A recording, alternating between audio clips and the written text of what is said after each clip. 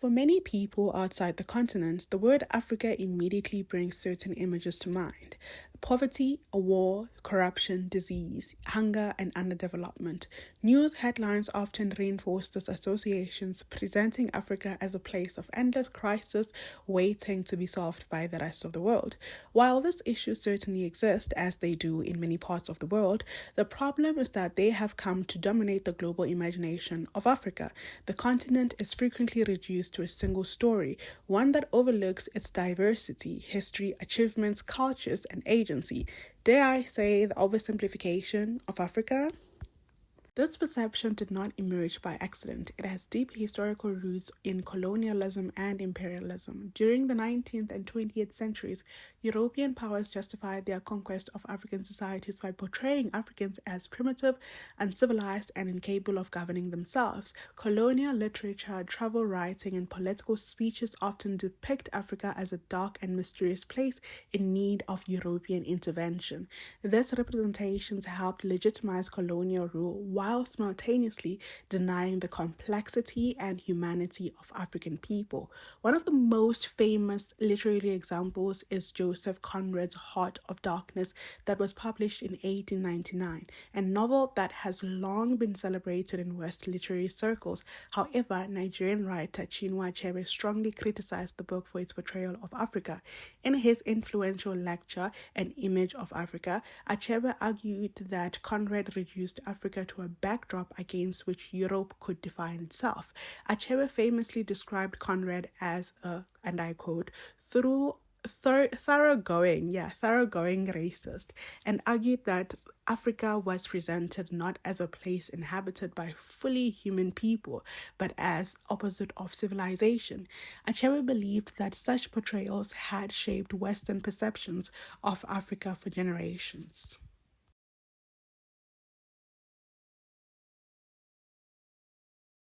Achebe's response was not simply criticism. Through his novel Things Fall Apart, that was published in 1958, which I have to say that I think Things Fall Apart is the best book ever written, the best novel ever written, and I'm willing to fight anyone on that. Let's just say the best nonfiction book ever written. Okay. Yeah, he sought to tell a different story. Rather than depicting Africans through colonial eyes, Achebe centered African voices, cultures, traditions, and experiences.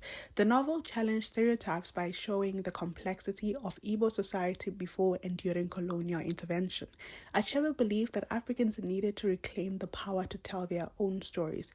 As he once stated, and I quote, "Until the lions have their own historians, the history of the hunt will always glorify the hunter." The struggle over Africa's image extends beyond literature. Scholars such as Edward Said have argued that Western societies have historically constructed images of non-Western people in ways that reinforce power inequalities. Although Said focused primarily on the Middle East, I believe his concept, I don't know if it's his concept of he or if he popularized the concept of Orientalism, in which he critiques how Western art, academia, and media stereotyped the East as exotic, static, and irrational to justify colonial domination. This concept of representation is highly relevant to Africa. Those with power often control not only resources and institutions, but also narratives. The stories that are repeated become accepted as the truth.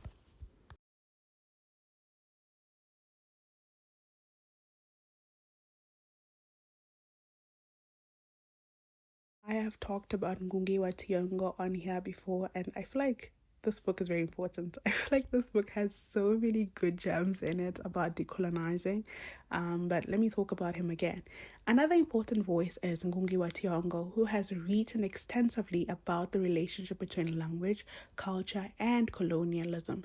In his book Decolonizing the Mind, Ngugi argues that colonial domination was not only political and economic, but also cultural. Colonizers attempt to shape how Africans understood themselves and their societies. Reclaiming African languages and perspectives therefore becomes an act of resistance against inherited colonial narratives.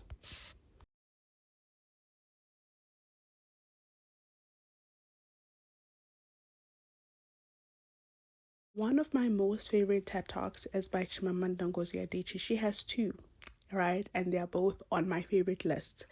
But the one that I'm talking about is the one titled The Danger of a Single Story, right? And I love that I get to talk about my favorite pieces of work on here, my favorite literature, because where else would I be talking about it? But let's get back to the thing.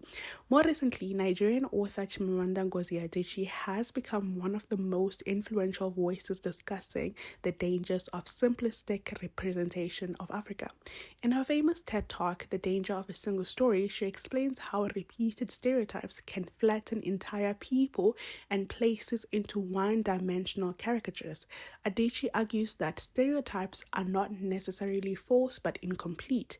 The problem arises when one story becomes the only story.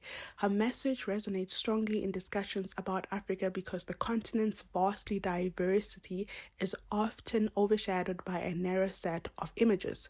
By encouraging audiences to seek multiple perspectives, Adichie challenges the reductive narratives that have long shaped global perceptions of Africa and reinforces Chinua Achebe's call for Africans to tell their own stories.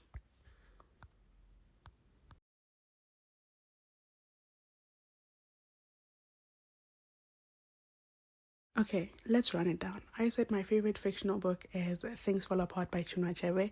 I said that my favorite TED Talk is The Danger of a Single Story by Chimamanda Ngozi Adichie. Now let me introduce you to my favorite essay ever by Binyavanga Wanaina. This one is called How to Write About Africa.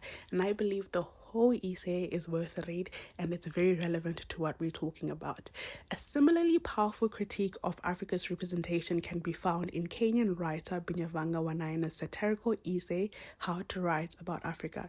Written as a mock guide for Western journalists and authors, the essay exposes the cliches that frequently appear in writing about the continent. Wanaina humorously advises writers to always portray Africa as a place of starving children, corrupt politicians, wild animals, tribal conflicts, and helpless victims waiting to be saved. Through satire, he reveals how many depictions of Africa rely on the same predictable images while ignoring the continent's diversity, modernity, and individuality. One of his most important criticism is the tendency to treat Africa as though it were one single country, rather than the vast continent made up of dozens of nations, cultures, languages, and histories. By exaggerating the stereotypes to absurd levels, Wanaina forces the reader to recognize how often Africa is stripped of its complexity and reduced to a collection of familiar tropes. His essay serves as both a critique of Western representations of Africa and a call for a more nuanced, human-centered storytelling.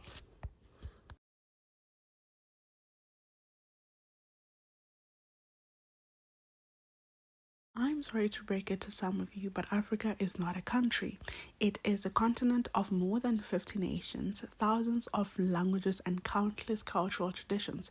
It contains some of the world's fastest growing cities, thriving creative industries, leading scholars, technological innovations, and rich intellectual traditions. Yet, global media coverage often focuses disproportionately, I struggle to say that word, on conflict and disaster. As a result, many people who have never visited Africa come to the belief that these stories represent the entirety of African reality. African writers, filmmakers, artists, and scholars have increasingly challenged this imbalance. Authors such as Wale Soyinka, Tsitsi Dangaremba, Nadine Gordimer, and Bessie Had have produced works that portray African societies in their complexity. Their writings address political struggle, social change, identity, migration, gender, memory, and belonging. Rather than presenting Africa as a passive victim, they depict Africans as active participants in the shaping of their own stories. Contemporary African thinkers have also emphasized the importance of intellectual self-definition. Cameroonian philosopher Achille Mbembe argued that Africa should not be understood solely through the lens of crisis. Instead, he encourages scholars to recognize the continent's creativity, resilience, and capacity for transformation. This perspective challenges the narratives that portray Africa as perpetually dependent on external intervention. The question of who tells Africa's story remains deeply important today. Social media, digital publishing, and global communication have created new opportunities for Africans to represent themselves directly to international audiences. Hi, please subscribe. African filmmakers, journalists, writers, musicians, and content creators increasingly shape conversations about their own communities rather than relying on outsiders to speak on their behalf. While stereotypes have not disappeared, they are now being challenged more forcefully than ever before. Ultimately, reclaiming Africa's narrative is not about pretending that the problems do not exist. Every society faces challenges, and Africa is no exception. Rather, it is about insisting on a fuller and a more honest picture. It means recognizing that Africa is more than poverty, more than conflict, and more than the images often presented on international media. As Chinua Achebe understood, storytelling is a form of power. The stories people tell about a place influence how it is perceived, understood, and treated. When Africans tell their own stories, they challenge centuries of misrepresentation and create space for a richer, more nuanced understanding of the continent. One of the lines from How to Write About Africa by Benyavanka Wanaina, my favorite essay, I hope you didn't forget, he says, treat Africa as if it were one country. The line is satirical, but it captures one of his central arguments that outsiders often speak about Africa in broad generalizations that erase the differences between countries, cultures, and people.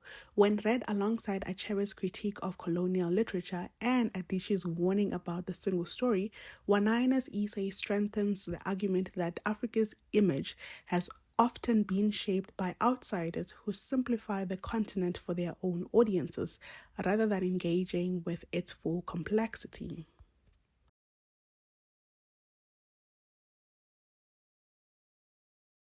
If you couldn't tell, I had so much fun making this video because I got to talk about my favorite authors, and one of my favorite topics to talk about is Africa. So I got to talk about that, and I got to talk about my favorite pieces of literature. So it's a win-win for me, and it will be a win-win for me again if you subscribe, if you like, if you comment, and if you share. Really like that. But thank you for watching. If you got this far, thank you so much for watching. I will catch you in the next one. Bye.